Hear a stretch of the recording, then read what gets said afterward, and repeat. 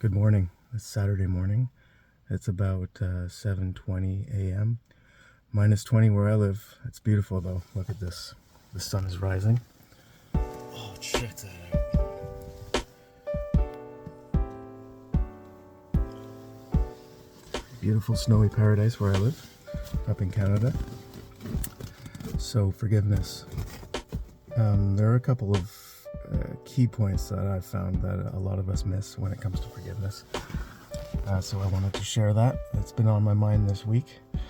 I've been milling trees outside all week, so in this weather, so I'm a little tired, but I wanted to get this down, this idea. So I would say there are probably two key factors when you're trying to access forgiveness. The number one thing I would say is that forgiveness is about the forgiver and not the person you're trying to forgive. Forgiveness is always about trying to release your own resentment as opposed to letting someone else off the hook. What we need to do is to stop thinking about the other person and stop thinking about the trauma or the wound that you sustained, which isn't to say that you don't have your grief process and your rage and your resentment and all that. That is a process, and most of us have to go through that in some form and over some period of time. But at the end of the day, what you're really looking at is releasing your own rage, your own upset, your own grief, your sadness. That comes from you, and it starts with you. It starts and ends with you. It has little to nothing to do with the person involved. So that brings us to the number 2 point, which is to say that forgiveness is more of an undoing and not a pardon. Oh, look, the sun is really rising now. Wow. So those two themes, that the forgiveness is for the forgiver and not the person you're forgiving, and the idea that it's not a pardon, it's not letting someone off the hook, but that it involves a shift in perception. Those are two core elements that come from A Course in Miracles. I didn't invent this idea, it's something that you practice.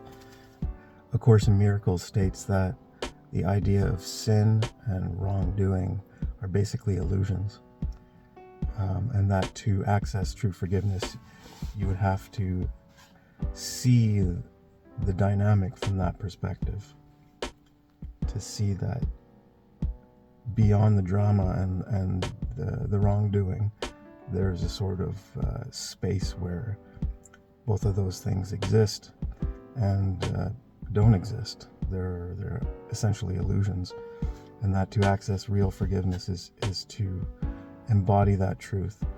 Easier said than done when you're in the throes of pain, right? When you're in the grips of grief. If you take an extreme example, like someone was murdered, someone close to you was killed, maybe your wife was killed in a car accident by a drunk driver. There are many things that are very extreme, that are hard to assimilate, I suppose, when you're talking about this kind of thing.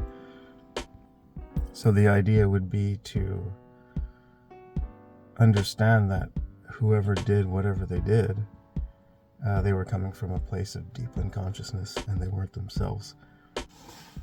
And that essentially, whoever it is still a brother, only they've deeply lost their way in life and have sort of watered the seeds of violence, and through their own life experience ended up where they were.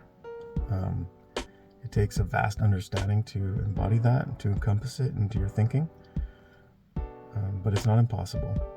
And it doesn't ask, this practice of forgiveness doesn't ask that you take the bad guy and give him a big warm hug. You know, you're not pardoning him, and you're not trying to hippie tree hug him into acceptance. What you're really doing is simply seeing past the illusion that anyone can do anyone else any real harm. if you try to access forgiveness from the point of view of letting someone off the hook or pardoning them, there's a subtle reinforcement of separation there.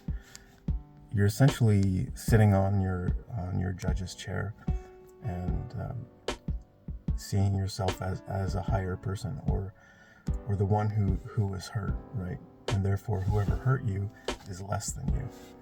And so you pardon them, or you let them off the hook, you let them go. This is kind of like what we do with the justice system, you know? We try and balance the bad in the world with the justice system, and with punishment, crime and punishment. That's what that's all about. Incarceration is really just a veiled form of revenge. When it comes to the justice system, the truth is that it will never really bring you any peace. You might say, for example, someone kills your brother in a bar fight or what have you, something extreme like that, okay?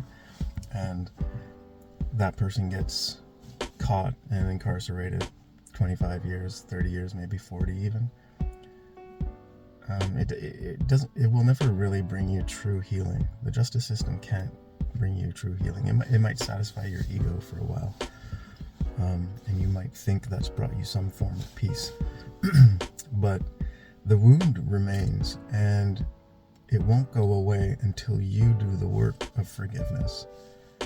If you hold on to that resentment forevermore, you're the one who suffers, not the guy who got sent away to prison. You know, say he gets sent away for 30 plus years and then he gets out, right? Then what? And you're both still alive.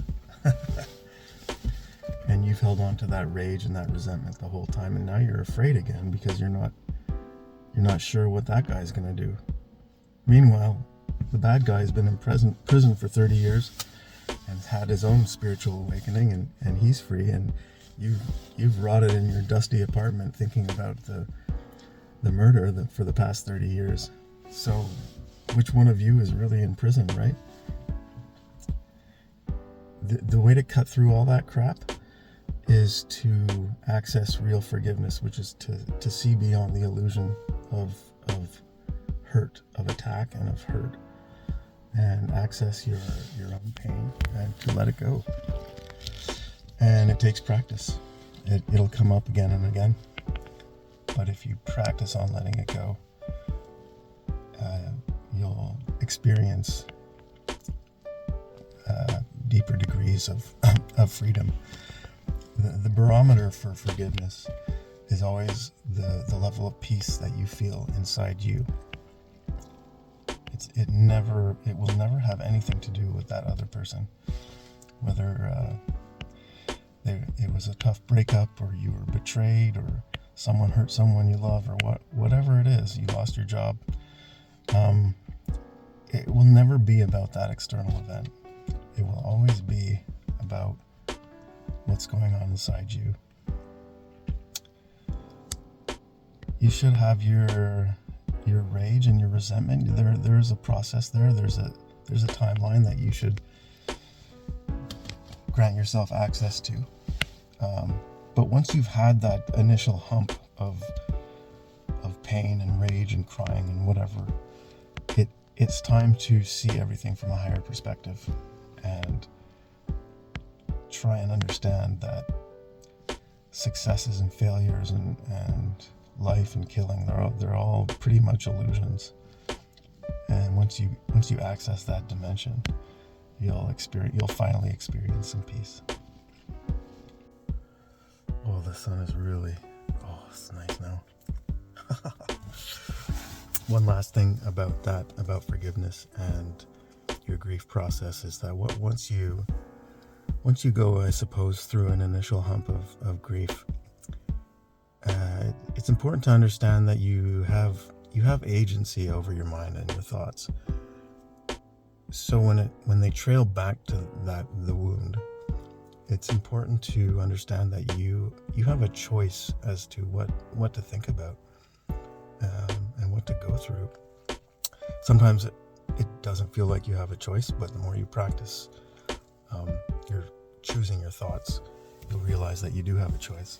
So I would say to overthink the wound or the problem, it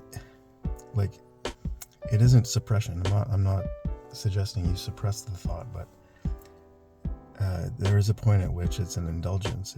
It's an you're over practicing something. you're overusing a painful thought to your detriment. So find something. If you can't choose a new thought and you can't choose a new way of thinking, at least choose a new activity that distracts you. Because once you're at work or you're practicing something you love, you're going skiing or you're doing a drawing or whatever, you're not thinking about that thing, are you? So again, it's not about suppression, but you also need to start understanding that you have a choice in what you do and what you think, and that will act as a placebo and a therapy for the time it might take to really let it all go. And then in turn give you the space to see past the illusion of being hurt in the first place. So I hope that helps. I hope it's not too confusing. And if anyone else is watching and going through something similar, or you have a different idea of how forgiveness should be approached, let me know in the comments. All right, take care.